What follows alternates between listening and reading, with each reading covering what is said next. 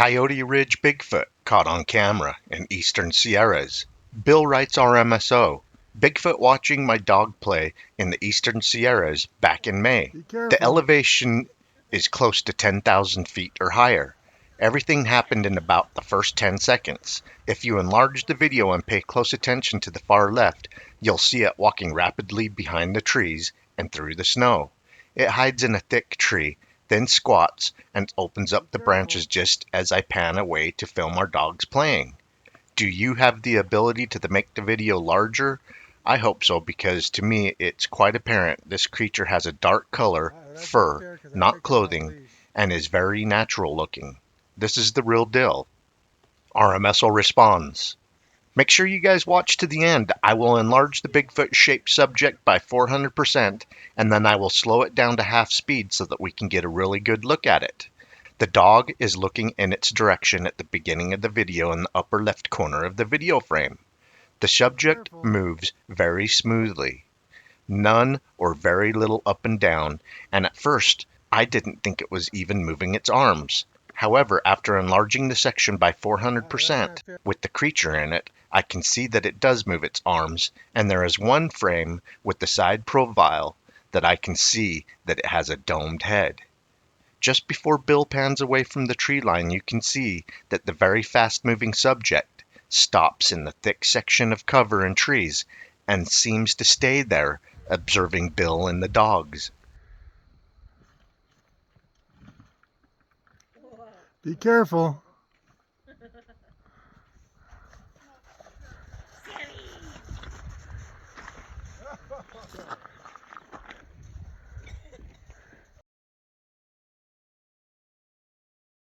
Not only does this thing have a dome-shaped head, it seems to move way too smooth for a person.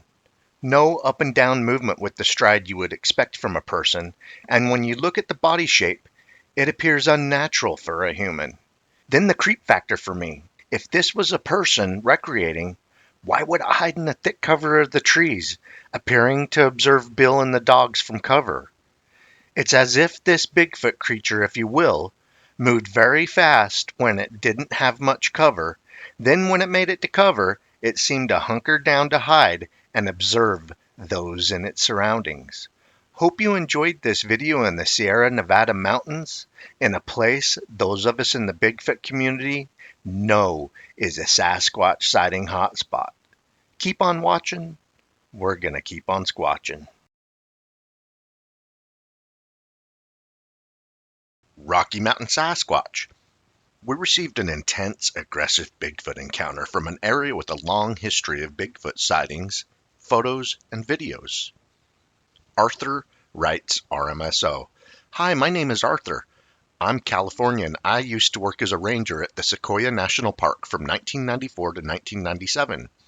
Before I start, I just want to say that I'm crying as I write this, because the memories are extremely traumatic. It happened in 1997, in my last year working as a ranger. It was also this event that got me fired. I was patrolling an area that was not very frequented by visitors because of the density of the bushes and because it wasn't an easy area to get to, and it was also easy to get lost. I had received a report of loud sounds coming from there and scaring the visitors, making them think that there was a bear on the loose or something. It was noon, and I was driving around the area with the Jeep and a tranquilizer rifle just in case something was really there. I spent 1 hour driving around, and I stopped the Jeep, exited it, and was standing by the open door, and I was about to pick up my walkie-talkie and report the situation to one of the other rangers that was patrolling the other side, when I heard something on my left, a loud growl. I looked, and there was this big reddish-brown thing, and it was wide at the shoulders, long arms, human hands, huge human hands, and looking at me. This part really breaks me every time I remember, because I got paralyzed in fear at the moment, because this thing was bigger than any grizzly bear and was glaring at me with a face that I can only describe as a hungry predator. I felt like an ambushed prey. I stood there, and this thing charged at me with full force, and I entered the Jeep almost instantly. The creature crashed into the Jeep, breaking the door's window, and the thing grunted in pain. I turned the Jeep on and accelerated beyond the speed limit of the park. I looked behind me for a second and this monster was running after the Jeep on all fours, just like a chimp. I panicked even more and I increased the speed, and some curves later, I finally lost him. I arrived at the ranger station and there was nobody there. I remember being so panicked that I locked myself inside a bathroom, and I'm certain that I fainted because I remember that everything went black. And then I woke up. It was 9 p.m. and the other rangers were looking for me. My boss confronted me about the Jeep having one of the sides damaged and the broken window. And when I told him that a big animal attacked me, he got angry at me and called me a liar who sleeps on the job and accused me of crashing the Jeep on a tree and making stories up to not get in trouble and fired me. I did years and years of therapy. It didn't work. The memories still haunt me, and I still have nightmares and sudden panic attacks.